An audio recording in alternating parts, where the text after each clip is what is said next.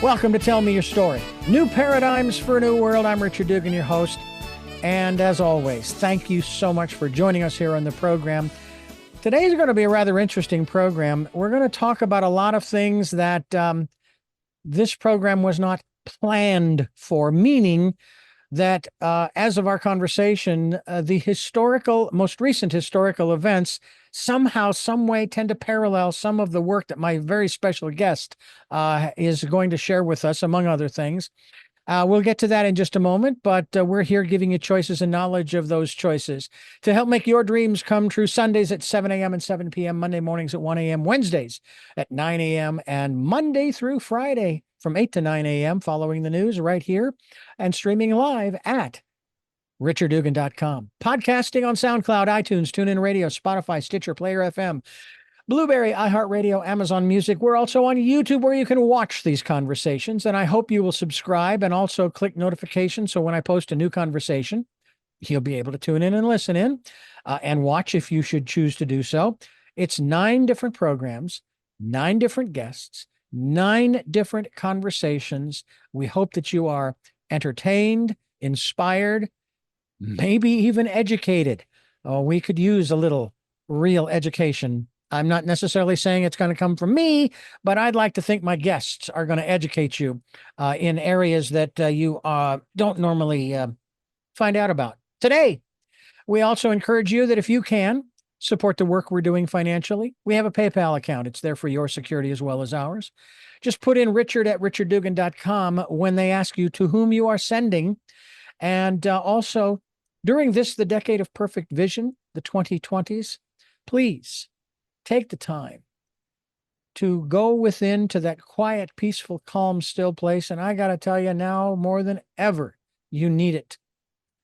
And listen to that still, small voice. Find out how much time my guest spends listening to that still, small voice because of the things that she writes about. In some instances, and of course, we're talking about things that she's written about as a journalist, as an author and a co-author.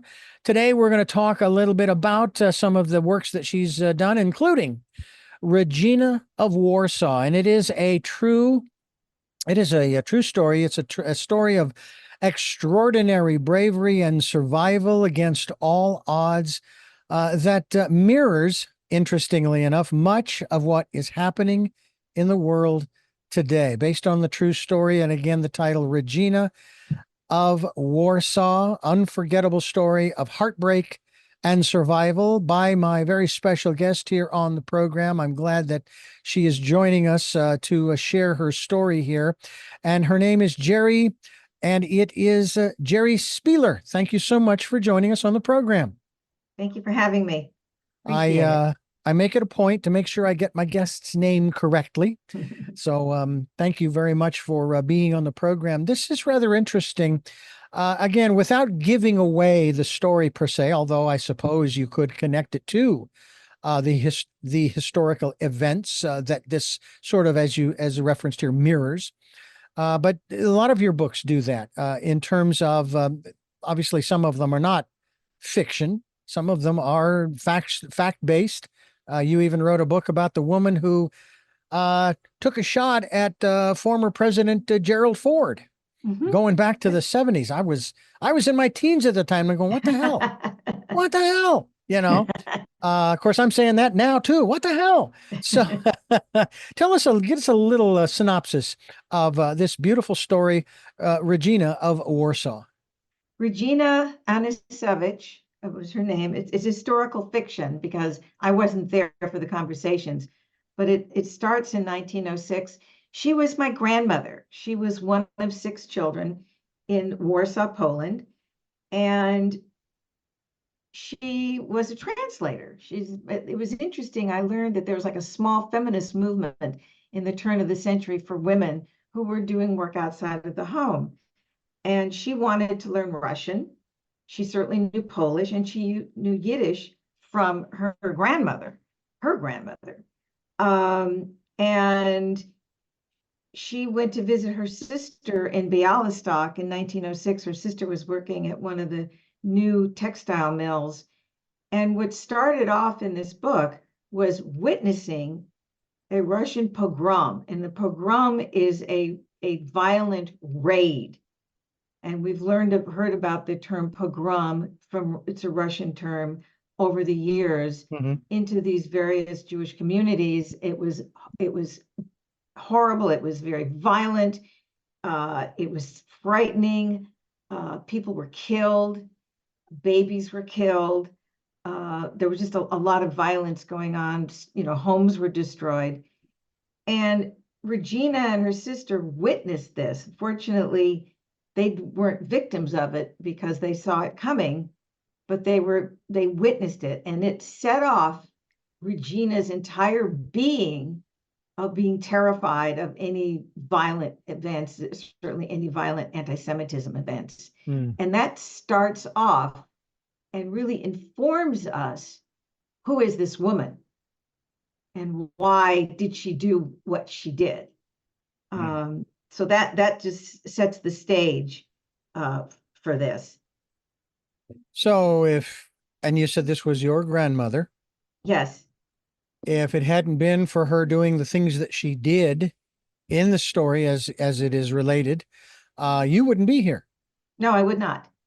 I have to say that I would not have married my first wife if her grandfather had not escaped Russia the night before the Bolshevik Revolution. Do you know, it's astounding to me, the events that have taken place in history that, in your case and in my case, have impacted our lives directly. And that's wild to think about. We talk about choices and knowledge of those choices to help make people's dreams come true. And a lot of times for example, the choices that you have made, interestingly enough, even in your childhood, have brought you right here talking to me. Yes. I didn't hear about you 40, 50 years ago. No. But here we are. Yes. I mean, it's just amazing to me when we start taking a look at some of these historical events and how important our choices are. As a journalist, I want to ask you, you're the journalist, not me. As the journalist, I want to kind of veer away just for a moment and ask you about the state of journalism, maybe globally, but more locally, nationally here in the United States. What kind of a grade would you give it today as compared to maybe when we trusted one man, Walter Cronkite, back in the 60s and early 70s, and today you don't know who to believe? I think there's two issues going there. If I gave it a grade, it'd be C plus or a B, only because I know journalists, I know reporters. The problem we have is when a corporation owns a news outlet like Fox. I could never get a job at Fox because I wouldn't toe the party line. And that reduces the confidence. What? I raise my hand because I would be right there with you. I couldn't either. And having worked at mostly newspapers, and having editors that wanted to make sure that I covered everything, that I talked to 3 people before I put something in a story. So I got 3 different points of view and maybe a 4th, who really had a lot of pride in accuracy and fairness. But we don't see that as much anymore. We're seeing a lot of very sort of pro left and right. And it makes me sad, and sometimes people might work there who want to keep it straight, but editors, may not allow that to happen. So we don't have our Walter Cronkite right now. I think that, people will say that NPR is very biased, but I think it's a little safer than some other news outlets. I know the journalists there, and they take a lot of pride in being accurate. Well, now you're not only a journalist, you're an investigative reporter as well as an award-winning speaker. And I'm curious about this whole aspect of investigation, because where we are today, especially with social media, I jokingly say this. It is rather funny on the one hand that I believe, I agree with what Abraham Lincoln said. And he said, don't believe anything that you read on the internet. And there are people who believe he said that. When I start reading articles, by the way, I worked, my very first radio station was a radio reading service for the blind and visually impaired back in 1979 when I was just a young whippersnapper of 19.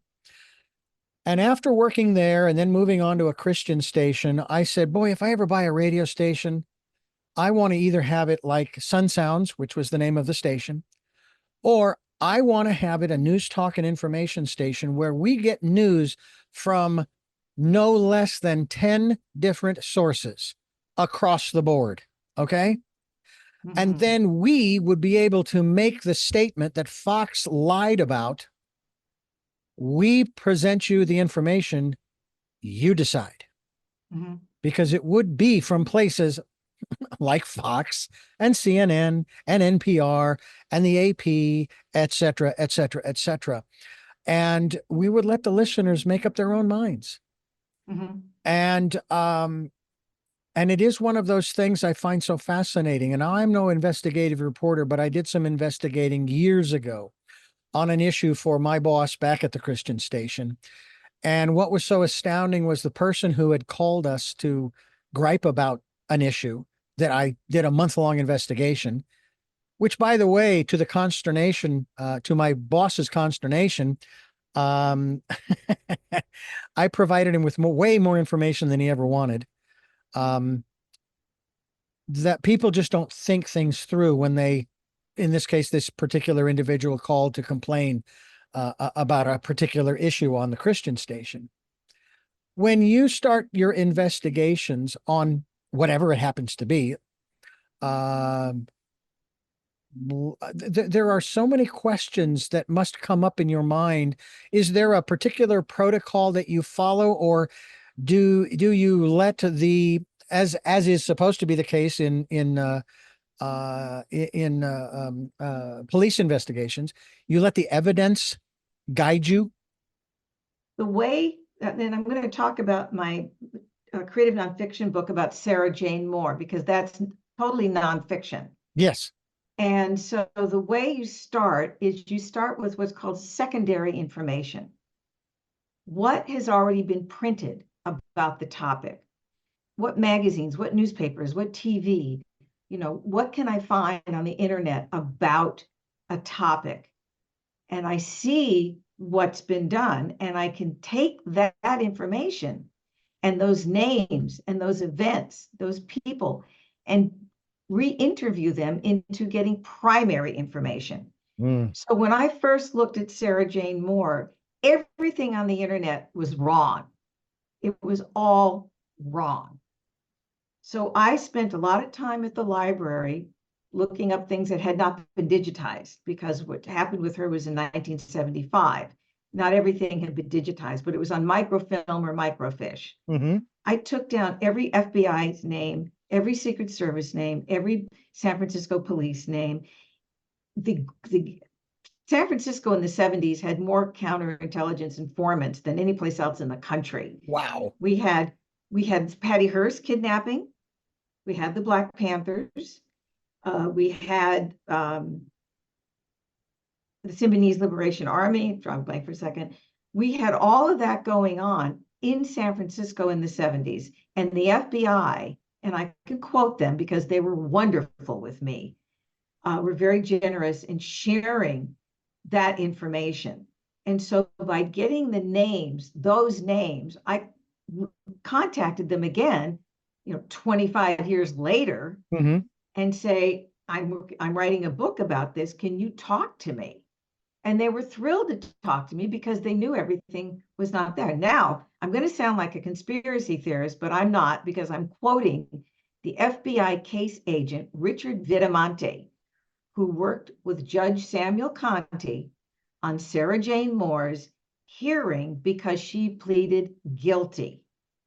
And if you plead guilty, the judge wants to know that you really know what you're doing and are you in your right mind. Mm-hmm. Richard Vitamonte fortunately lived in Northern California, as I do. So when he told me that I don't talk about this over the phone and I don't do email, you want to talk to me, lady, you come up to where I live. And I said, is yesterday too soon? What the government had said about Sarah Jane shooting at Ford was not all true. The reason is because Ford was safe, Betty was in recovery, and they didn't want the country to know how close we came to another assassination. Why did we come that close? They said she shot Wild. She did not shoot Wild. I got the documents. Richard Vitamonte got the documents in Washington, opened up to me, that said she missed his head by 6 inches. Why? The sight was off of the gun by 6 inches. Richard Vitamonte said she had him between the eyes, as did Judge Samuel Conte in the hearing documents. So as a journalist, it's like, you lied to us. They did. Mm-hmm. They lied. This book was published by Macmillan. 2 lawyers went over every single word. Of course, I kept copious notes because I wanted that rigor. No one has ever challenged me on that book, and it came out in 2009. So talking about journalism, talking about truth, sometimes we have to take a step back. I hate saying that. Right. It's true. Yeah. There's a difference between the truth and truth. Mm-hmm. Truth is more of a, we'll call it an ethical or moral perspective, whereas the truth is what really happened. Mm-hmm. One of the analogies that I use on this program is getting people to stand on a point of a circle and take a look at what's going on in the center of the circle. Then move to another point on the circle, and then to another, and to another, and to another. When I was growing up and I was taking, in junior college, I was taking a black and white photography class, and there was a car wreck. We'll call it an accident, a car wreck at the intersection of 24th Street and Oak in Phoenix, Arizona. That's just because I remember that.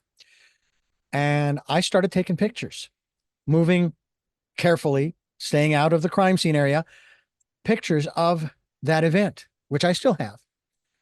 And that's kind of what came to me. Well, when I ask people to do that in regards to what we do on this program, don't take our word for it, check it out. Do your own investigating. Just because it's said doesn't mean it's necessarily true. Now, it might be true for you, Geri, and it might be true for me, but that doesn't mean it's true for someone else. And when you get into the realms of economics, politics, religion, even education, in terms of the subjects, those subjects, everybody has their own perspective on how it should be and or what happened. The most recent event, similar to what happened to Gerald Ford, I saw the video and I spoke with an expert in firearms who said, there is no way that was a solo event. That was contrived. That was created. It was something that was planned out ahead of time to turn out the way that it did. And based upon what we have been seeing of events, even going back 23 years, there's still questions. I have believed from the very beginning, for example, that the event in 2001, it was an inside job. It had to be because of the way that things unfolded. Now, those are my opinions. That's what I believe. That is not the truth. So the older the event, and in this case, you managed to do something going back to 75. So most of the people were still alive when you did this investigation, right? Yeah, most you go back much further, everybody's gone. Yeah. How do you research something along those lines when you can't get primary source information? Yeah, and that would go to my new book about Regina, which is historical fiction. Mm-hmm. A lot of reading, a lot of contacting university professors who have studied and written papers on certain events, which is one of the things, like I mentioned before, this small feminist movement in Eastern Europe at the turn of the century. Who knew? Mm-hmm. We never thought about it, but that's part of it. The other part that I had was finding cousins I didn't know existed in Oh, Warsaw, wow. because my grandmother said everybody died in the Holocaust. Well, it turns out there were two surviving nephews. She kept it a secret, I think, in her mind, because she witnessed the pogrom and she escaped Poland when things were really building up. She was keeping them safe. Mm. So that helped a lot. But researching is tremendous amount of time and dedication, and reading as much as you can find out, and then talking to people, experts that may know.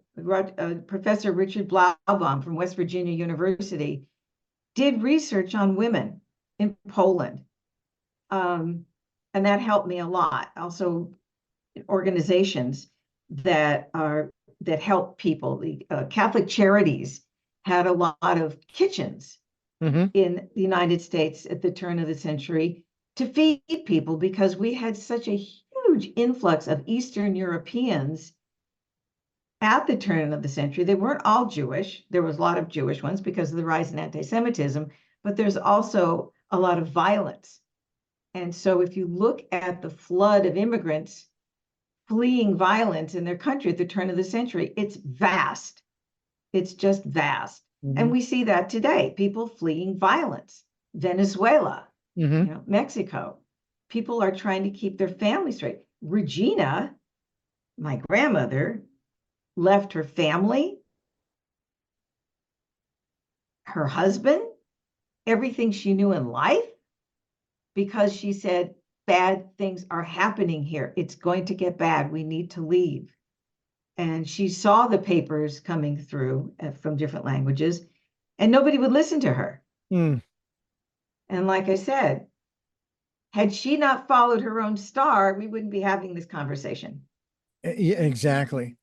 I don't even know in my own family's history, who averted being wiped out before they were able to continue the lineage of either the Van Haren or the Dugan families, and so forth. A lot of my heritage comes from Ireland.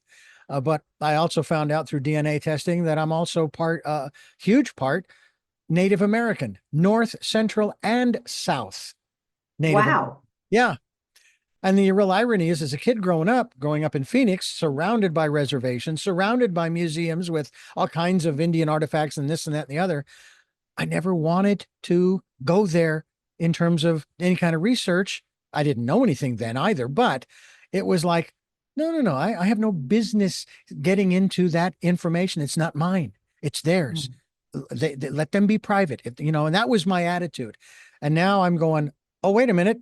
I'm a member of that tribe or clan or so forth. I can research this. And now I live here in Santa Barbara, California, where the Chumash Indian tribe is huge. And I've had interviews with one gentleman who is a member of the tribe. And he's basically stated to me that I and many of the others who have moved here and lived here for many years are now the new Chumash. And he went in to explain all of that. I was rather touched by that. I'm going, are you sure you really want to do that? That's fascinating. It really is. And then, of course, you want to know where you come from. I mean, isn't that one of our biggest questions, both as a species, but as individuals? Where do I come from? Why do I exhibit these particular personality traits? And why is my nose this way and my ear this way and da da da da da? And then you start to do some research. Maybe you find some picture and go, oh, he's got my nose. Now I see where I get that kind of thing, Yes. it's to me fascinating. We were even watching a documentary last night on Custer's last stand, very extensive, and to the point where the stories that were being published in the newspapers across the country at that time were all wrong, and they were intentionally wrong. They were exaggerating falsehoods, and I'm sitting here going, interesting. They didn't have the internet, and yet they were able to do this. And then, of course, you had members of the tribes who were arrested, or they were sequestered or whatever, and they were asked to do things. And this one chief, basically, since he couldn't really speak English, he drew massive sheets with images of the carnage. And that, the allegations were that Custer's son had his heart taken out and it was eaten. Didn't happen. And the list goes on of all of the accusations, but none of it was true. And it's like, the more things change, the more they stay the same. The We're history still doing the belongs same to thing today. the victors. Yeah. Who's writing the story? What do they want to say about what happened? What is the one message that you want to get out regarding this story? And I'm going to put it in the context of your grandmother, because it is based upon her story. But again, I know it's fiction. But what is the message that you want to convey through this particular work in particular? Then I want to move on to something else as well. I think the message is to pay attention. My grandmother and my mother said, you have to pay attention to what the government is doing. Bad things can happen. And she was willing to put her feet where her mouth was and totally believed that things were happening that were bad. She was paying attention. And I think that's an important message. She was fleeing for her life. And people have their own ideas about immigration, but our country was built on immigration, to do what you think is right, to do what you think is best, even though there's going to be hardship, but to save yourself and save your family. Yeah. And that's what Regina did. I find it interesting, taking your example there. People are forgetting why the Pilgrims came here in the first place, to get away from religious persecution. And what is now happening in this country is religious persecution by the very, I'll say, descendants, not necessarily blood, who are now using their religion. And I've said, they keep talking about the Muslim faith and Sharia law. I'm going, you're doing the same thing. You're using your laws. That's Sharia law too. And you're killing the spirit of this country by doing this. It's in violation. I'm not even going to go to the Constitution. It's just a violation of why we're here 200 and however many years it is later. And it's just astounding to me that people don't see that. And I mean the people who are perpetrating these particular acts. You have another book that I was fascinated by, especially considering the criticism that has been heaped upon this town, not Santa Barbara or where you're living, or maybe it is where you're living, I don't know. That it's referred to as a hellhole, and nobody wants to live there. It's just awful, blah, blah, blah, blah, blah. And you wrote a book about it called San Francisco, but not from that perspective. San Francisco values. San Francisco values, and how those values in San Francisco in particular have sort of, they have spread across the country to the East Coast even.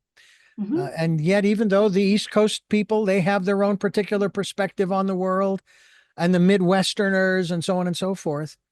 Talk to us a little bit about why you felt it was important to share that, and how is it that San Francisco, of all cities on the West Coast or in general in the country, from your perspective, has that distinction of expanding those values elsewhere? I got very upset with Bill O'Reilly when he said Really? San Francisco values, and Nancy Pelosi has San Francisco values, and they're terrible values. We have, we don't respect our traditions, which of course our traditions are wonderful, that we're pro all kinds of terrible things. And I said, San Francisco actually is more conservative than you think in good ways, very low out of wedlock birth rate with women, embrace our veterans. We take care. If you live in San Francisco, you get universal medical care. The education rate is very high.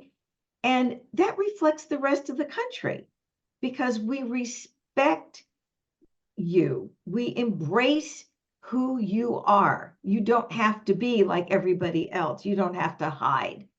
And I felt that the country needed to take another look at San Francisco by the numbers and see where we stand in the rest of the United States in terms of educating, taking care of your kids, respecting each other, taking care of our veterans. Mm-hmm. We had a lot of bases up in San Francisco for a long time.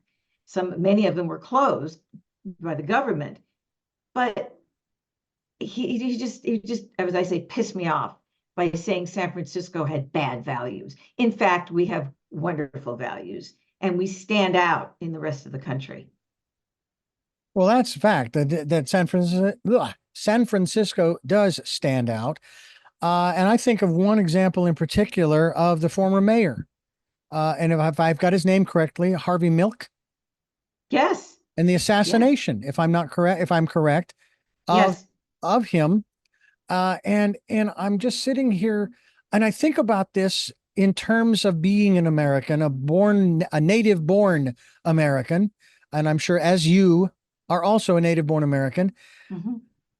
It breaks my heart when I hear the pejorative commentaries of any group or community or city or state, or for that matter, any other country, anywhere else in the world, by people in this country, because I take a very strong view, and I'd love your comment on this. Words have power. Mm-hmm. And you're a journalist, you're using words all the time to describe things, events, etc., etc. And I'm sure you're very careful about the words that you use. Yes, I try to be. I mean, one of the phrases people said, well, you tolerate other people. I said, no, we don't tolerate them. We embrace them. Thank you. Very different. Very different. And I interviewed a lot of people for that book who came here from other parts of the country because they were shunned or they were afraid to be who they are. Even people who wanted to be artists, you know, a lot of the gay community as well. But it's not just the gay community. It's people who felt like they didn't quite fit in. And I'm not going to disparage Oklahoma, but I'm going to maybe use the Midwest, where they didn't feel that they could be who they are. They didn't want to embrace that. And people who came to visit who never went home because they fell in love with San Francisco. You know, people talk about our homeless. Well, actually, Los Angeles has a larger homeless community. So does Miami. So does New York. You know, so does Chicago. You know, we are not the beacon of homelessness in San Francisco. It's a problem all over the world. And it's a big problem in the United States. I volunteer at a food pantry 1.5 days a week. I live in considered a wealthy community called Palo Alto, California. You know what? We have people here that are hungry. They're hungry. They don't have food. So, you know, you have to look beyond your own fence and say, what's going on around my community? And I have an obligation to help and give back because I have a roof over my head and I'm not worried about my next meal, but my neighbor is. Yeah.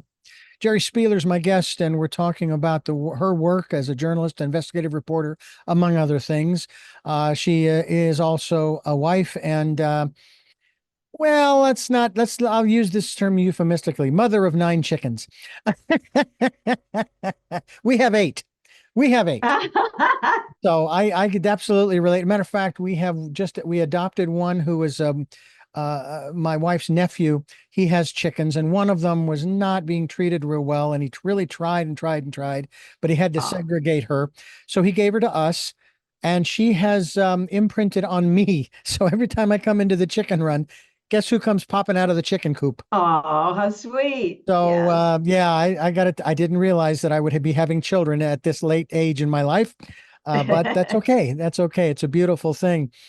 One of the other aspects of what you do is of course, you obviously you speak to a lot of organizations and groups, as well as, I'm sure, individuals who are looking for support. And you do what I try to do, and I encourage others to do, and that is you try to give back Mhm, what you can when you can. mhm. And of course, there is always that one perennial rule that says you got to take care of number one first, and that is not narcissistic or self-centered. If you don't take care of you, how can you help anybody else? Exactly. So how does Geri take Exactly. care of Geri? I surround myself. I have a husband, and I have children, and I have grandchildren, and I am very lucky to say everybody in my family is doing well. They're doing what they want to do. They're healthy. They're happy. Those that need to be employed are employed. Um, but I'm going to go back and how that comes about. My my grandmother had 4 children, one boy, and then she had 3 girls. And my grandfather abandoned her when they were Hmm. living in Chicago with 4 kids. And grandma said, well, if I have to be poor, I don't also need to be cold. And she got herself to Los Angeles. It's a little different being poor in LA than being poor in Chicago. My mother and her sisters were raised in an orphanage in Los Angeles, a Jewish orphanage that was taking a lot of these kids in the 30s that were streaming from Eastern Europe. Grandma couldn't afford to take care of them. And so they were raised in this wonderful orphanage where they took such good care of these kids.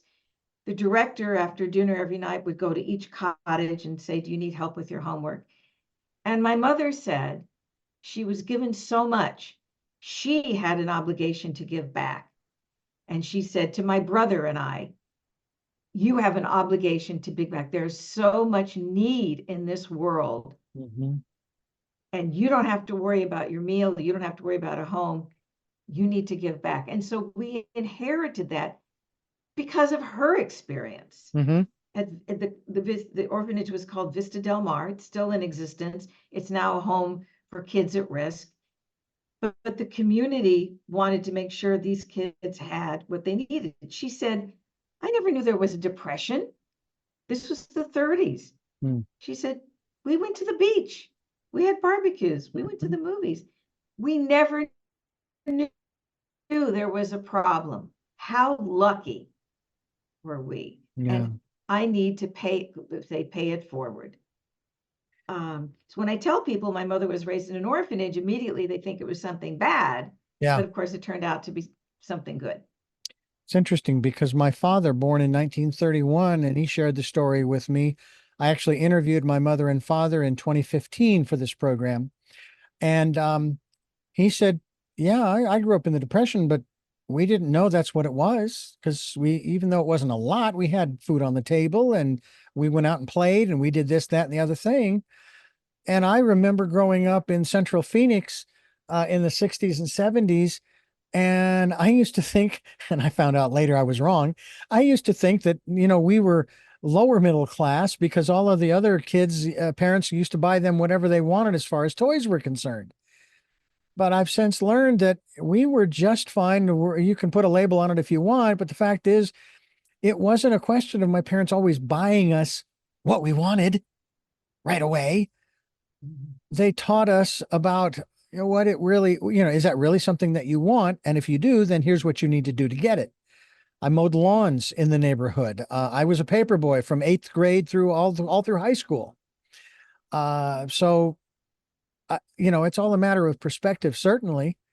Um, there's a line in a country song that even speaks to this, we were poor, but we didn't know it because we had everything we ever needed or wanted, and that was family and love of family, and those are the important things.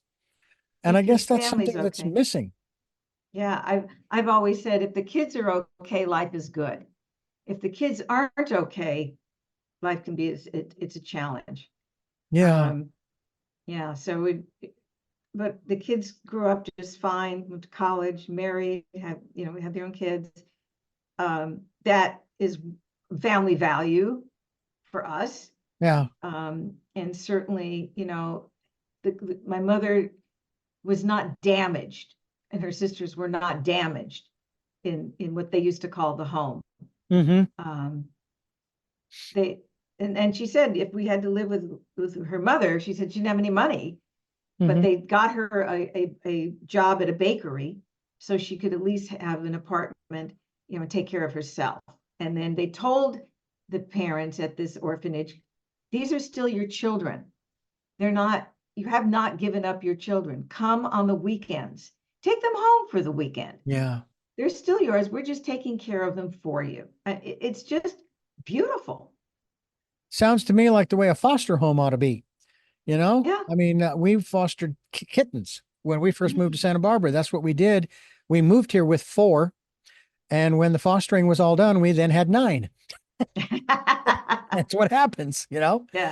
But we also knew that the majority of the ones that we were fostering, we were going to be returning. And yes, it would be sad, but we also firmly believed that these kittens would find their forever home, which I'm sure they did. Just as the 5 additions to our family found a forever home with us. I wanted to touch upon something else too, in terms of, I asked you about the message of Regina from Warsaw. Is there a particular story, a particular investigation, or book that epitomizes the message of Geri Spieler? And what would that message be? I think if I were taking it from the book, I think as a woman and looking at Regina as a woman, she went against the grain. And I've done that as well. I have not, I went through school. I worked my way through school. My parents didn't have any money. And I did what I believed was right. And I think not letting yourself get beaten down or waylaid from what you believe is true and important. And I was very politically active for many, many years. I still am, for what I think is right. And it's not always easy because a lot of people may not agree with you, but what is your truth? Mm-hmm. And Richard, you've done that as well. What is your truth? And that may not be easy. Yeah. It's easier to go along to get along, right? Yeah. Regina didn't do that. My mother didn't do that. I didn't do that. Mm. I'm speaking, of course, from a women's perspective. Mm-hmm. Still have a long way to go. Yeah, But it baffles me though when I hear the stories from women, especially from the business world, and I still don't understand it, even as a guy. And I have trained a lot of people in this business. Most of them, preferably women. Most of them have been women, and I prefer to train women because they get what we're doing. A guy comes in here with an ego and wants to jump in here and start doing Howard Stern from the get-go, and it's like, knock it off. But what really gets me is the disparity of income. It's like, wait a minute, you have 2 people doing exactly the same job, but One of them's getting paid less, and it just happens to be the female. They have exactly the same experience. That's why I'm a firm believer when you're applying for a job, don't put your name, put a number. So they don't know it's male or female. Then they hire you. And I think this really plays to what's really important. They hire you based upon the information you've provided, which I hope to God is accurate. And I get it when you. So have you ever ridden a horse? No. Yes, I have. I've ridden lots of horses. You've never been on a horse in your life, but you want the job so bad you're willing to take a shot. I've heard that many, many times, especially when it comes to actors, who are going to do a part and they're going to do a Western and they've never been on a horse, but they want the part, and so on and so forth. So they will learn. And that's great. The fortitude and so forth. You're willing to risk breaking your neck for a part.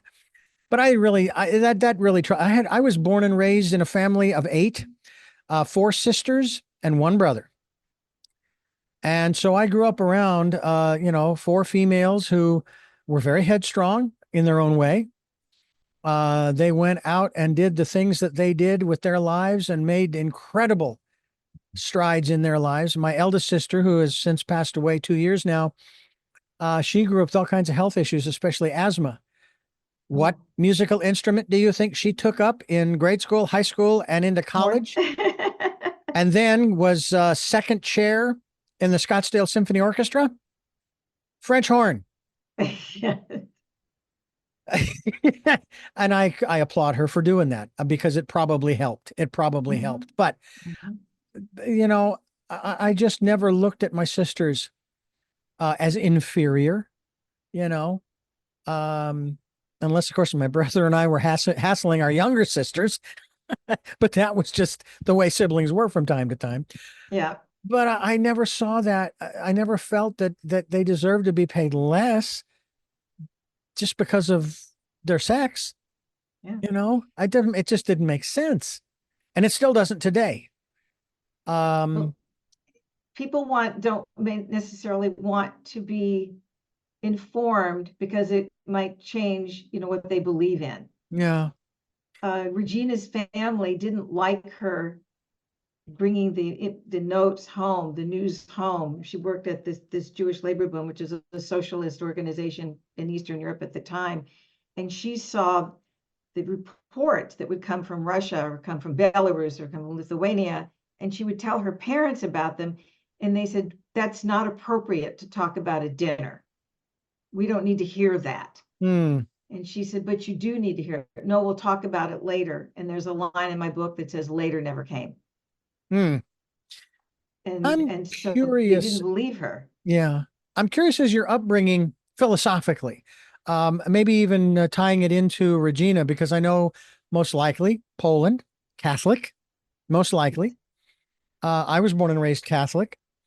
My father converted actually when he met my mother. She was Catholic and he converted. And so the rest of the family was raised that way. What about you and your philosophical leanings as you were raised and where you're at today?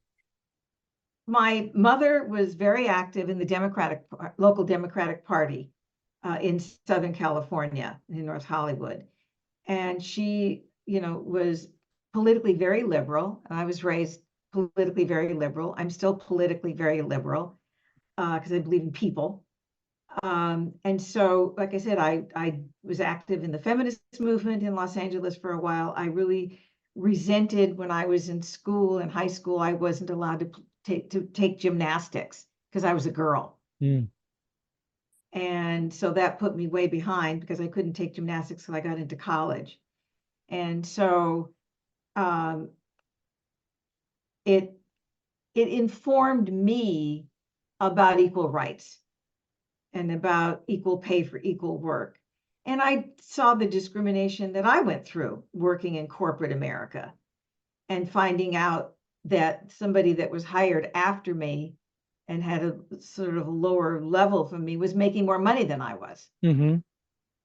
So there's the fight and I fought and my political leanings are that way. I have a very quick story. when my mother, we were growing up in North Hollywood, people went around to register people at home, and it was called precincting. And then my mother went around to register people at home. And when she knocked on somebody's door, I'm here to register you to vote. You know, what is your party?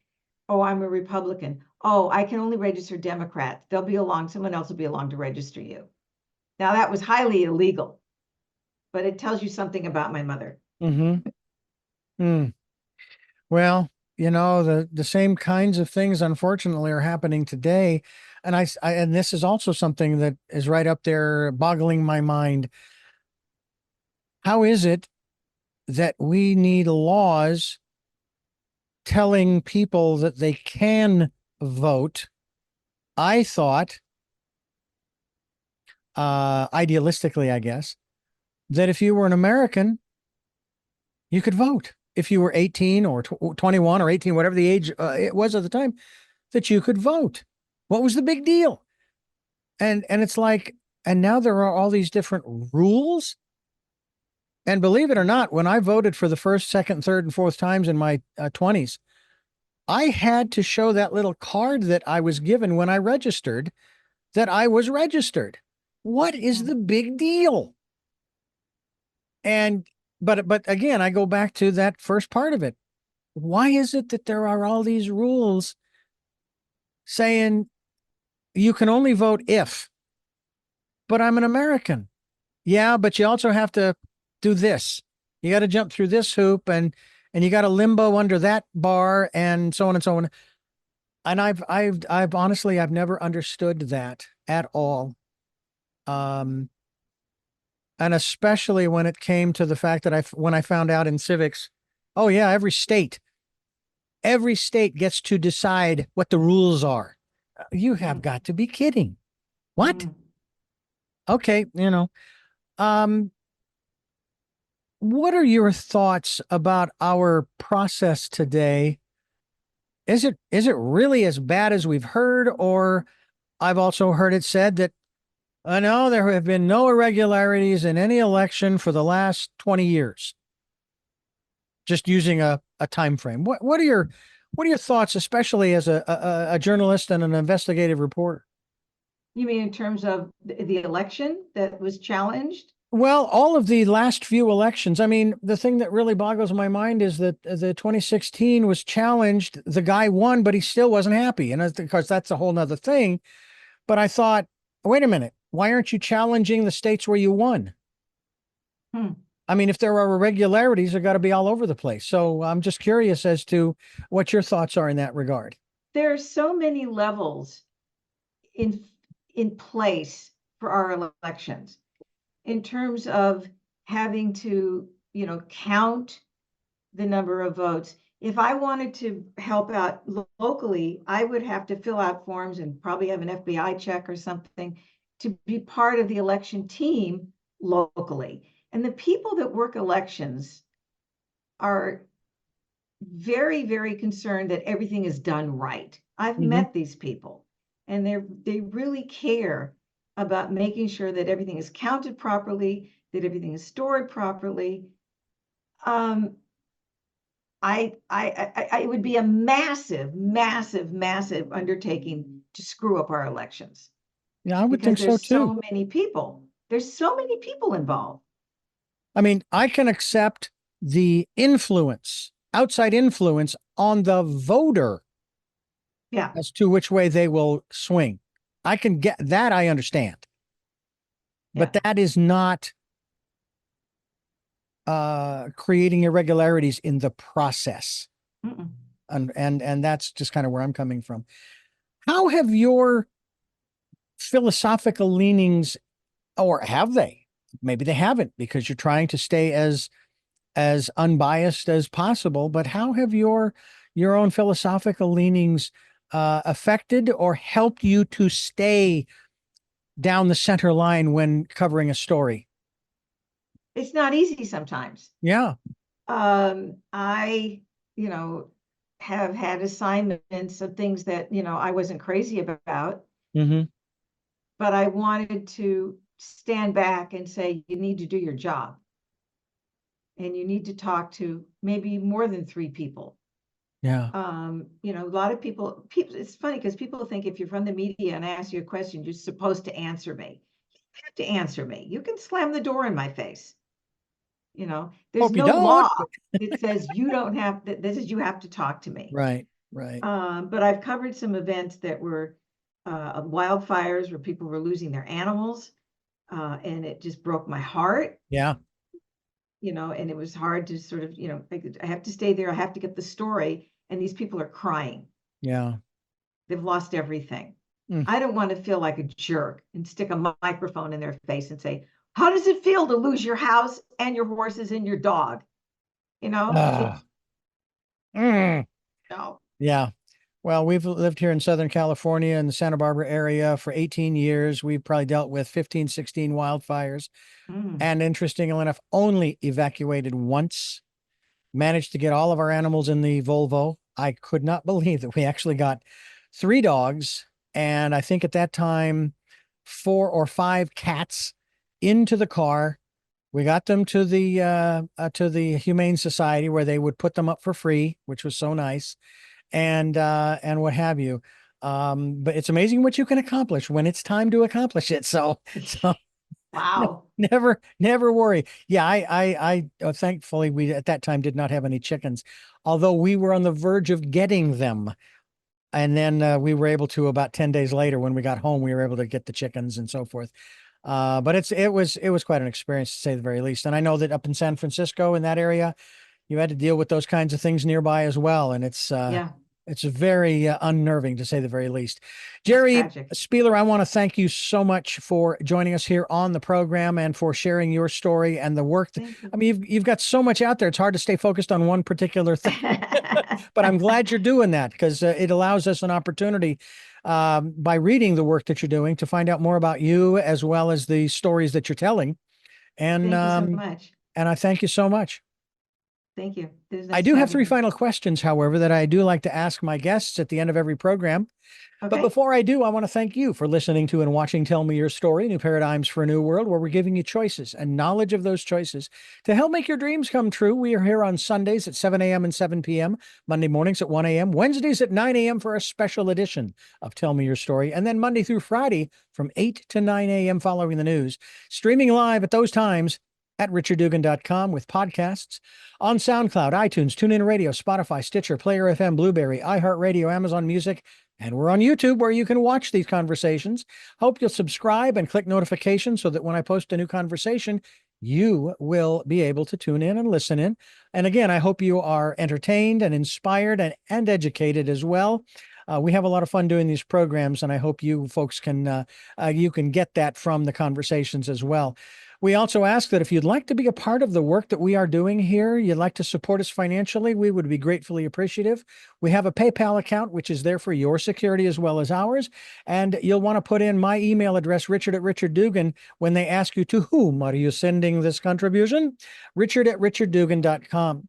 We also ask that you take time during the decade of perfect vision, the 2020s, to go within to that quiet, peaceful, calm, still place, now more than ever, ladies and gentlemen, and listen to that still small voice. And with all that being said, again, our thanks to our very special guest, to our 3 questions that we ask. And the first of those is, who is Geri Spieler? Geri Spieler is a wife and a mother and an author and a reporter, and I live in Palo Alto, California. I have a website, gerispieler.com, and it has my books on there and some background about me. What gets you up in the morning? Life. I embrace every day. And it's very special to me, and helping with my husband and also helping with feeding people in Palo Alto. So that also gets me up every day, and writing, because I've had something to say. Keep saying it, please. And finally, what was your best day? I guess my firstborn child. It started there. Started Yes. it all. Wonderful. Yeah. Well, again, Geri, thank you again for joining us here on Tell Me Your Story. We thank you so much.